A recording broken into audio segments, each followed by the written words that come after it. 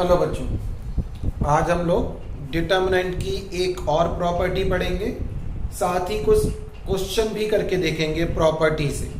Simple तो हम लोगों ने कल पढ़ा था किस तरीके से हम लोग डिटर्मिनेंट को ओपन करते हैं। आज हम लोग डिटर्मिनेंट की कुछ प्रॉपर्टी पढ़े थे कल पिछले वीडियो में।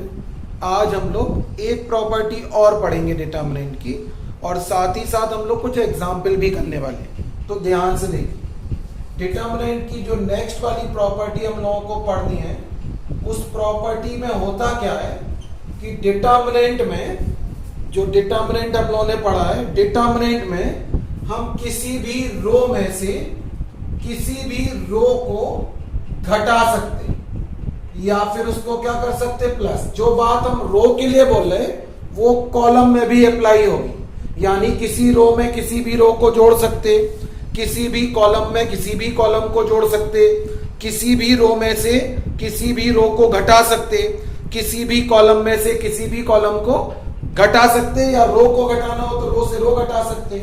ठीक है ना, ये ध्यान रखना। ऐसा भी कर सकते, कोई दो रो जोड़ के तीसरी वाली रो को अपन लोग तीसरी रो में से घटा सकते। जैसे हमने R1 प्लस R3 कर लिया और R2 में से उसको क्या कर दिया, माइनस कर दिया। ऐसा भी कर सकते हो, और टिपिकल लाना हो तो किसी से मल्टीप्लाई करके भी घटा सकते हैं। अगर आप लोगों को लगे कि किसी कांस्टेंट से मल्टीप्लाई करके कैलकुलेशन इजी हो रही तो हम लोग वो भी कर सकते हैं। बहुत जटिल में नहीं जाना हो तो बहुत ये दो रूल याद रख लो कि किसी भी रो में हम लोग किसी भी रो को जोड़ सकते या किसी भी रो में से किसी भी रो को घटा सकते। 3 या 4 रो दी हो तो तीनों चारों रो को भी जोड़ सकते, ऐसा भी कर सकते। हमने कहा ऐसा भी कर सकते, किसी एक रो में से बाकी की 2 रो को जोड़कर भी घटा सकते। ये आपके ऊपर निर्भर करता है। जब प्रैक्टिस अच्छी हो जाती तो और जटिल जटिल अपन लोग उसमें लगा सकते, वरना स्टार्टिंग में जोड़ने घटाने वाली तो आप लोग याद रखो ही, उनसे सारे क्वेश्चन अपने हो जाएंगे। जैसे एग्जाम्पल के तौर पर हमारे पास कोई एक डिटर्मिनेंट दिया, ये ऑपरेशन लगाने से वैल्यू चेंज नहीं होती, बट याद क्या रखना है, जैसे हम लोगों को मान लो एक डिटर्मिनेंट दिया है ABC DEF GHI, एक डिटर्मिनेंट दिया हो। ये इसका पहला कॉलम है, ये दूसरा कॉलम है, ये तीसरा वाला कॉलम है। कॉलम वाइज देखें ऐसे में तो, और रो वाइज ऐसे पढ़ते हैं। तो ये 3 कॉलम दिए, हम लोग क्या कर रहे हैं, C1 में C2 को जोड़ रहे हैं। ये इसमें ऑपरेशन लगा रहे हैं। C1 में क्या जोड़ रहा है, C2। जो आप पहले लिख दोगे इसका मतलब वो चेंज हो जाता। अगर हमने कहा C1 प्लस क्या कर दो, C2, तो इसका मतलब होगा कि C1 क्या हो गया होगा, चेंज हो गया होगा। यानी C1 को हम लोग क्या कर देंगे, चेंज। अगर हमने C1 प्लस C2 किया, इट मींस जो ऑपरेशन लगेगा उसमें C1 चेंज हो जाएगा। देखो ऐसे C1 में C2 जोड़ रहे तो ये C1 है, ये C2 है। C1 में C2 जोड़ो तो ये हो जाएगा A प्लस B, इसमें इसको जोड़ा तो B प्लस E, इसमें इसको जोड़ा तो क्या हो गया, C प्लस F। बाकी के 2 कॉलम ऐसे ही रहेंगे, D E F और G H और I। क्या किया था हमने, C1 प्लस C2 किया था, तो हमने कहा कौन चेंज हो गया, C1 चेंज हो गया। तो केवल C1 चेंज हुआ, C2 और C3 ऐसे लिखे रहे।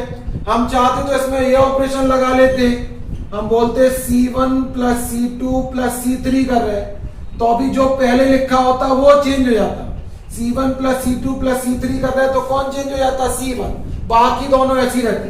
तो C1 प्लस C2 करा था भी हमने, अब C1 plus C2 plus C3 कर दो, तो हमने C1 plus C2 plus C3 कर दिया, तब भी कौन चेंज हुआ, C1 चेंज हुआ।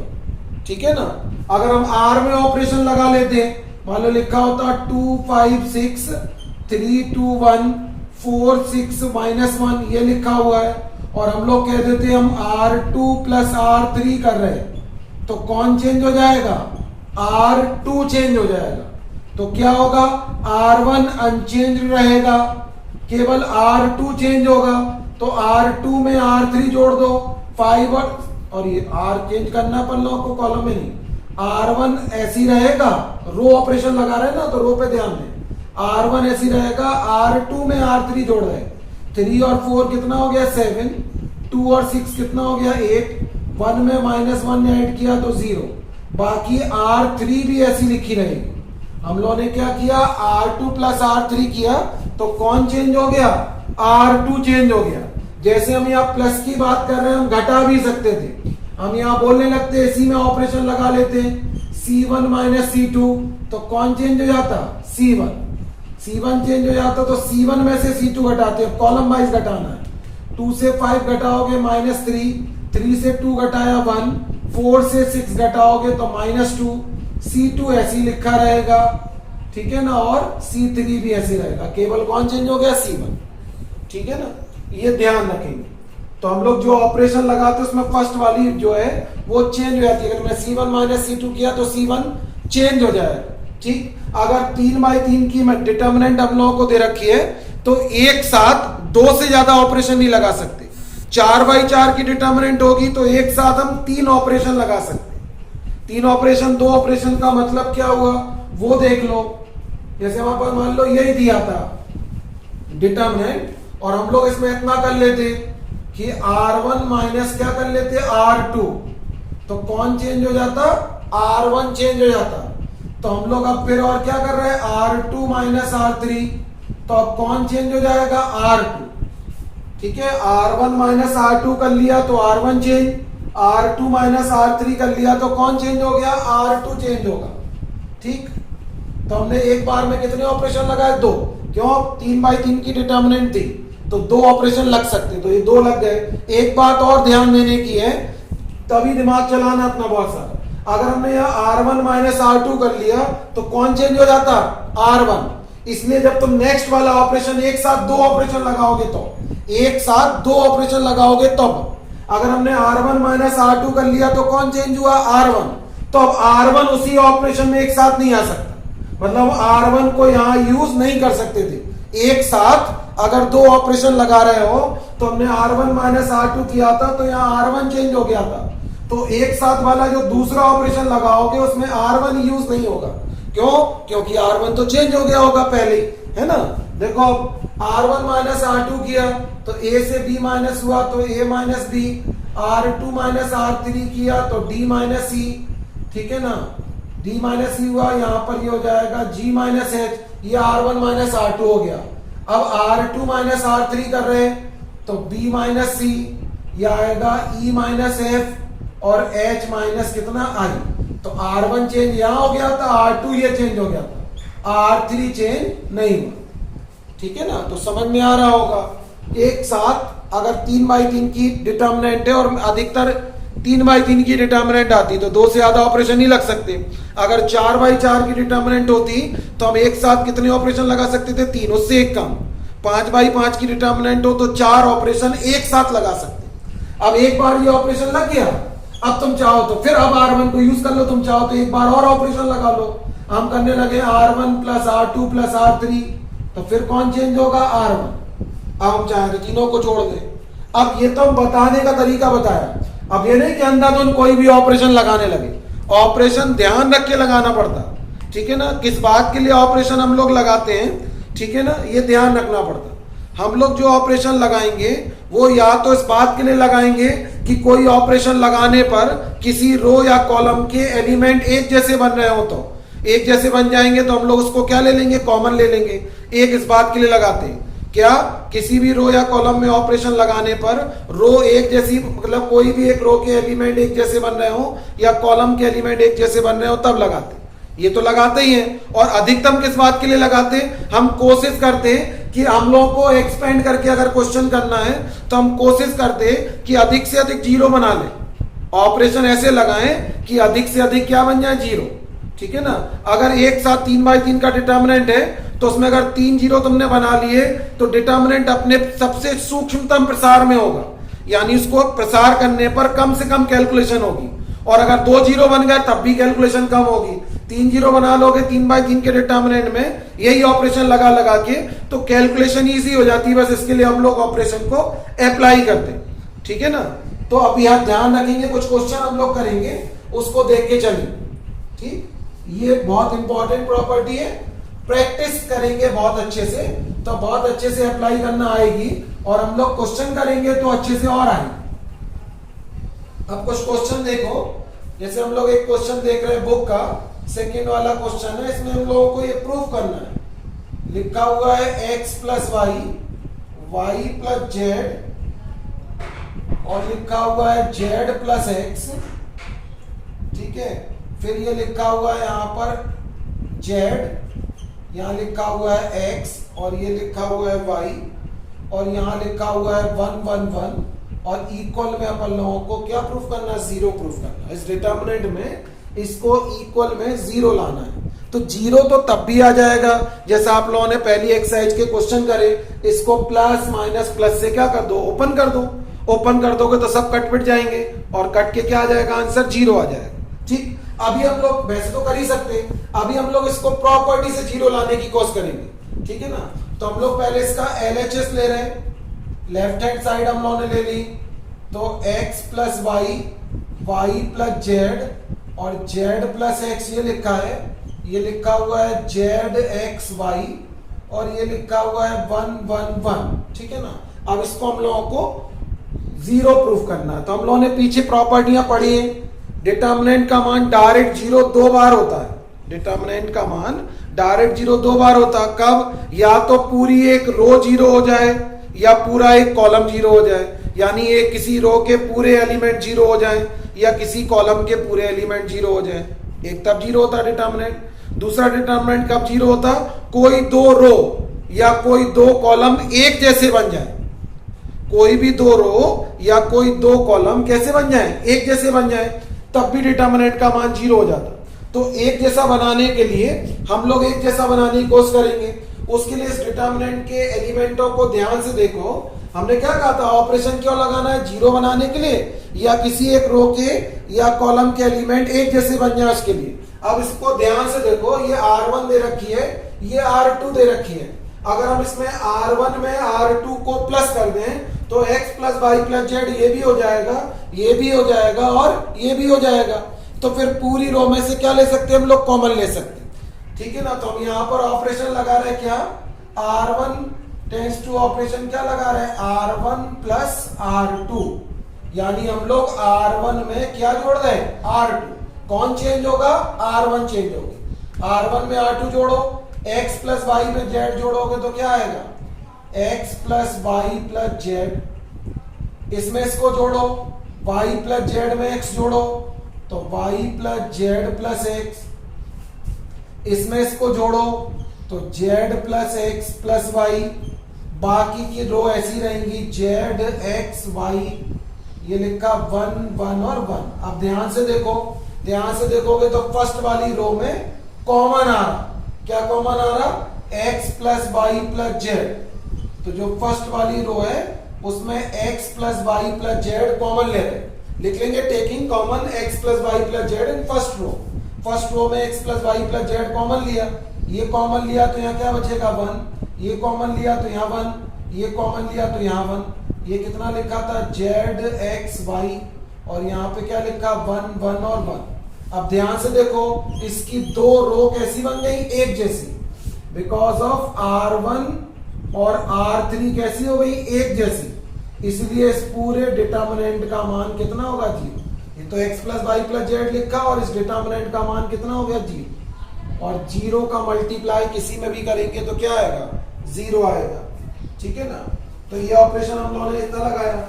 एक और क्वेश्चन देखो थर्ड वाले में, इसमें भी हम लोगों को जीरो प्रूफ करना, हम सीधा LHS उतार रहे हैं। लिखा हुआ है 1 ओमेगा ओमेगा स्क्वायर और फिर लिखा हुआ है ओमेगा ओमेगा स्क्वायर और 1, फिर लिखा है ओमेगा स्क्वायर 1 और ओमेगा। इसको भी हम लोगों को जीरो के इक्वल प्रूफ करना। तो हम इसको अगर ओपन कर दें तब भी ये कट पिट के क्या हो जाएगा, जीरो। यहां लिखा हुआ है ओमेगा इकाई घनमूल है, omega is the cube root of unity. ध्यान हो तो अपन लोगों ने फर्स्ट ईयर में पढ़ा था, omega cube root of unity होता है। तो ओमेगा क्यूब की वैल्यू हम लोगों ने 1 पढ़ी थी और एक फॉर्मूला और पढ़ा था 1 प्लस ओमेगा स्क्वायर क्या होता है, जीरो। हम लोगों को इसको जीरो के इक्वल प्रूफ करना है, ठीक है ना। तो जीरो हमने कहा दो बार प्रूफ होता है, या तो दो रो या दो कॉलम एक जैसे बना लो, या पूरी एक रो जीरो हो जाए या पूरा एक कॉलम जीरो हो जाए, क्योंकि omega cube root of unity है और इसमें 1 प्लस ओमेगा स्क्वायर क्या होता है, जीरो। तो इसको ध्यान से देखो, चाहे हम इसको रो वाइज जोड़ दें चाहे कॉलम वाइज जोड़ दें, पूरी एक रो जीरो हो जाएगी।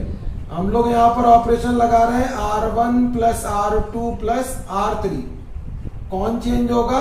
R1। ऑपरेशन लगा लो, तो इसको तीनों को प्लस कर रहे हैं तो R1 change 1 plus omega square, ये हो जाएगा ओमेगा स्क्वायर प्लस 1। इसको लिखोगे तो ओमेगा स्क्वायर 1 और ओमेगा, फिर जाएगा ओमेगा स्क्वायर 1, ओमेगा स्क्वायर 1 और ओमेगा। अब प्रॉपर्टी से हम लोग एक फॉर्मूले से जानते हैं 1 प्लस ओमेगा स्क्वायर क्या होता है? जीरो। तो ये जीरो, ये जीरो, ये भी जीरो। बाकी लिखा है ओमेगा स्क्वायर 1, ओमेगा स्क्वायर 1 और ओमेगा। तो इस डिटर्मिनेंट का मान भी कितना हो जाएगा? जीरो। ठीक है ना? क्यों जीरो हो जाएगा? क्योंकि इसकी एक रो क्या हो गई? जीरो। R1 का मान कितना है? जीरो। हमने दो बार जीरो होता था, या तो दो रो या दो कॉलम एक जैसे बन जाए, या पूरी एक रो जीरो हो या पूरा एक कॉलम जीरो हो, तब भी डिटर्मिनेंट का मान कितना होता? जीरो। इनको अगर हम डायरेक्ट भी ओपन करते तब भी ये जीरो प्रूफ हो जाते। इनको हम लोगों ने प्रॉपर्टी से जीरो के इक्वल प्रूफ किया। ठीक है ना? अब आगे देखें, इनको नोट कर लेंगे, फिर हम और क्वेश्चन बता रहे हैं।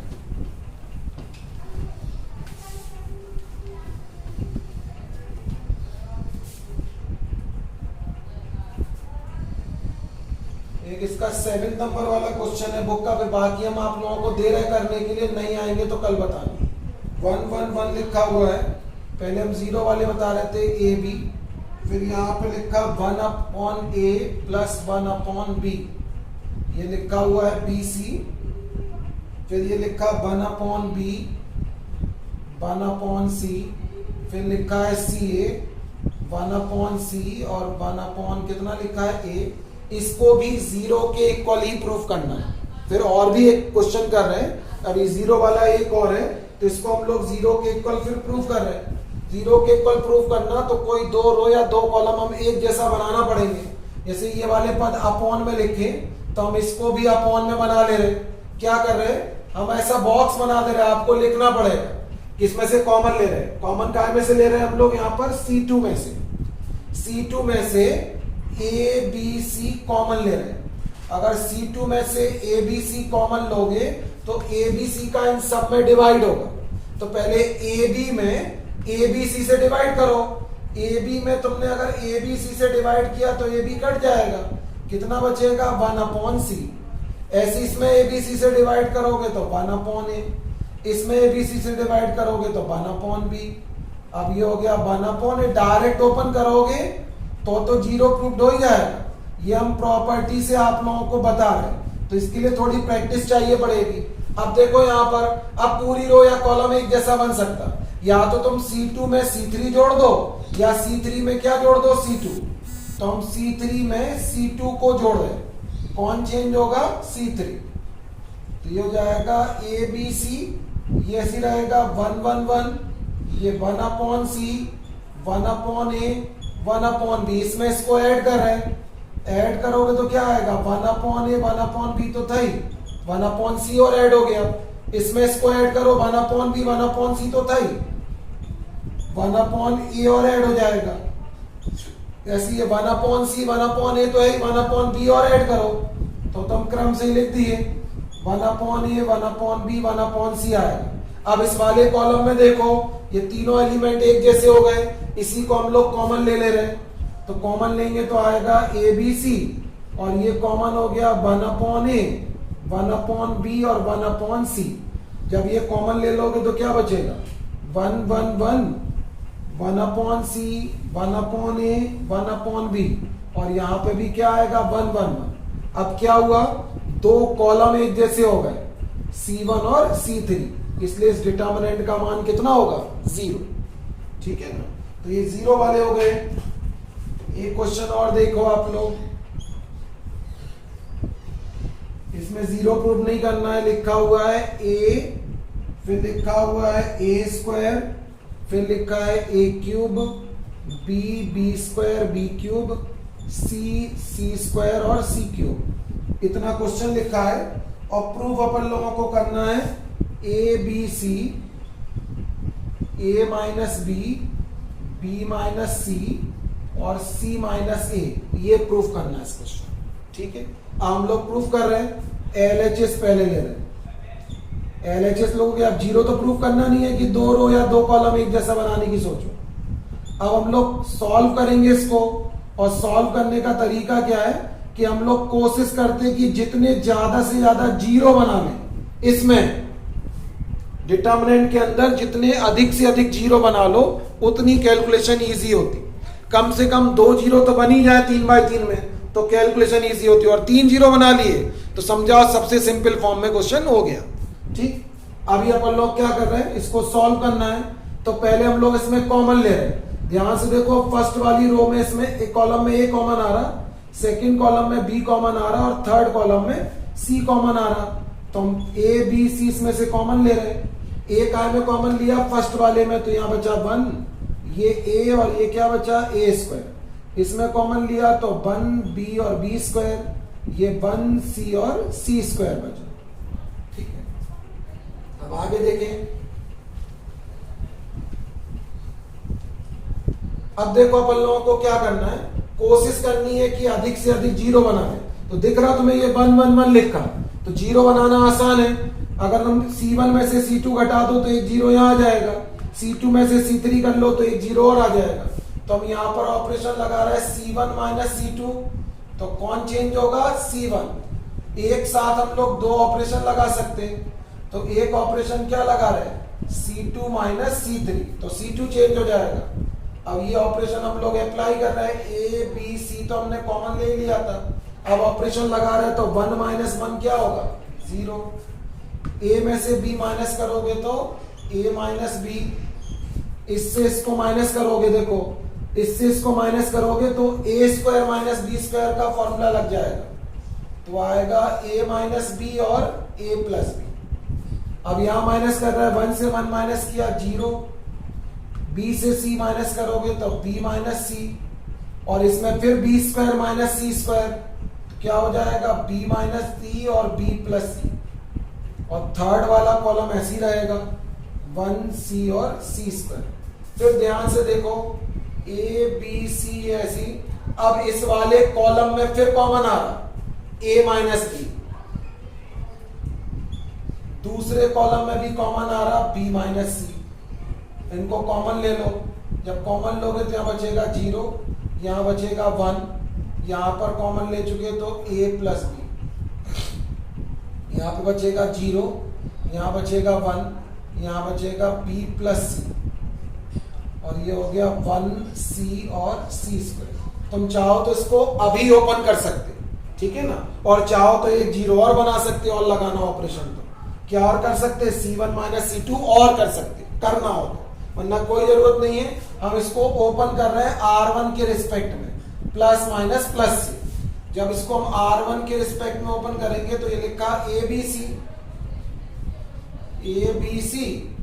और क्या क्या लिखा A minus B minus C। अब इसको ओपन कर रहे हैं तो देखो पहले 0 लिखा, तो 0 से ओपन करने की जरूरत नहीं, इसलिए 0 बना लेते। 0 से ओपन करने की जरूरत नहीं है, क्योंकि कुछ भी आए 0 का गुणा करोगे 0 ही होगा। फिर क्या लिखा -0, इससे भी ओपन करने की जरूरत नहीं है। फिर क्या लिखा +1, अब इससे ओपन करोगे इस पेपर, तो +1 किसमें, इस रो में, और इस कॉलम में ऊपर से नीचे गुणा करो तो B प्लस C, फिर बीच में माइनस होता, नीचे से ऊपर गुणा करोगे तो -A और -B, यहाँ पर B से B कट जाएगा, तो ये जाएगा ABC, A minus B minus C और C माइनस C। यही अपन लोगों को प्रूफ करना था, ठीक है ना। तो इन क्वेश्चनों को ध्यान से देखेंगे, इस तरीके से हम लोगों को आगे के क्वेश्चनों को करना है, ठीक। फिर और क्वेश्चन हम लोग नेक्स्ट वीडियो में करेंगे। Thank you for watching.